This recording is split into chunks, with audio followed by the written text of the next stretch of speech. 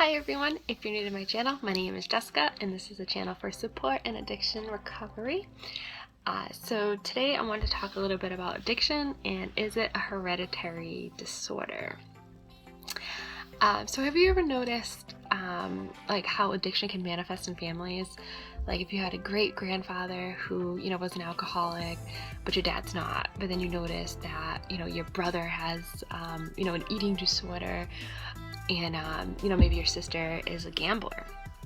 So why does this happen? So the role of family is huge. We get a lot of our disorders, whether they're medical or mental, from genetics. They're passed on to us. Addiction is about 50%, your genetic makeup, and it's 50%, environmental factors. That includes, drinking more than, or using the substance for longer periods of time, and that's how you get addicted. So this has actually been confirmed in numerous studies. So there was one study that had 861 identical twin pairs and 653 fraternal, which is non-identical twins. When one identical twin was addicted to alcohol, the other twin had a high probability of also being addicted. But when one of the non-identical twins was addicted to alcohol, the other twin did not necessarily have an addiction. Based on the differences between the identical and non-identical twins, the study showed a 50 to 60% chance of addiction due to genetic factors alone. Those numbers actually have been confirmed by studies. And the other 50% has to do with poor coping skills, environmental factors such as stress, trauma, such those things like that. So children that, your parent had an addiction are 8 times more likely to have an addiction themselves. So why are genes, so why is this? How does this happen? Because of our natural reward system that involves the dopamine. So dopamine is released when we do something that is sustainable to life: eat, drink, sexual reproductions, things of that nature. So our brains are already hardwired for that. So some people are more, genetically dispositioned for drugs and alcohol, but that means not everyone will become addicted to drugs and alcohol. So what kind of comes into play? So if you have good resilience factors, good coping skills, nurturing, support system, these are factors that play into not becoming addicted. Some people, if addiction runs in your family, they'll convey that to their kids beforehand, so they know to stay clear of drugs and alcohol. Cause like, hey, it runs in my family. It's it's genetic. So some people will stay clear of that. Some people never get that information.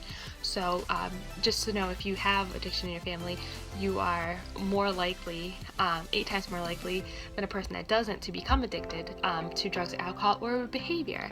So what I mean by behaviors is, once your brain's predispositioned for addiction, that doesn't just mean a substance addiction. So it could also mean a behavior, or what we call a process addiction, which could be gaming, gambling, sex. Even though some of these things aren't in the DSM as a diagnostical, statistical disorder, eating disorders are. Gambling addiction also is too. So you can have process addiction. So you could have, addiction in your family, and you may never get addicted to drugs and alcohol, but you may be, addicted to gambling. So that's the genetic disposition we're talking about. Okay. And the second topic I wanted to talk about is how addiction can lead to other addictions. So again, with the cross addiction, so say you're in recovery for alcohol, but then you decide you're gonna smoke marijuana as a way to kind of, overcome your alcohol addiction. So this puts you still, because addiction is addiction and the brain is still wired for addiction, you still have the potential to get addicted to marijuana, even though that wasn't your drug of choice. But what it really does, that's the biggest thing, is it lowers your inhibitions, and you just won't make the good choice not to stay sober. So what do I mean by that? So say, you know, alcohol is your drug of choice, you are sober and you decide, well, I'm going to smoke marijuana. This actually happened to me. So when I was addicted to alcohol, I thought to overcome my addiction of alcohol that I was going to smoke marijuana instead. So I figured, you know, it was the lesser of the two evils, so I would smoke. So what this did is just, when I smoked, it lowered my inhibitions, and then I would drink anyway. Also, when you're using one drug to overcome another, you're still not overcoming your addiction. You're still using a drug to replace another drug. So what you really need to do is you really need to work on your underlying reason for why you're using the drug or alcohol. So that for me was my trauma and my anxiety. So once I was able to treat those things, you know, I didn't need alcohol anymore, because I was using alcohol to self-medicate, you know, my past trauma and my anxiety disorder. So once I was able to alleviate those symptoms through coping skills, you know, exercising, which is part of coping skills, having a strong support system, seeking treatment, you know, and just having, going to a therapist and actually just having someone to talk to about my problems, and someone that would just listen to me empathetically, it really helped and really changed, you know, my whole perspective on pretty much on my mental disorder of anxiety and panic disorder.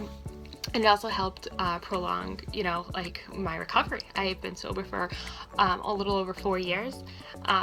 So in that time, you know, I haven't had any relapses, and I've been using like coping skills, and I haven't had any cravings or any of those things. Those things can still creep in, but you know, if you're using, what I meant to say is just, if you're, you know, you're using drugs to overcome another substance, or, you know, you're using substances to overcome other substances, it's just not good, and it's just going to put you, you know, into a risk for relapse. And once you use the other drug anyway, like, you're already in a relapse because your brain's already wired for addiction. So addiction is addiction. Alright, so if you like this video, let me know. Give me comments. I hope this was informative, and I hope you liked it.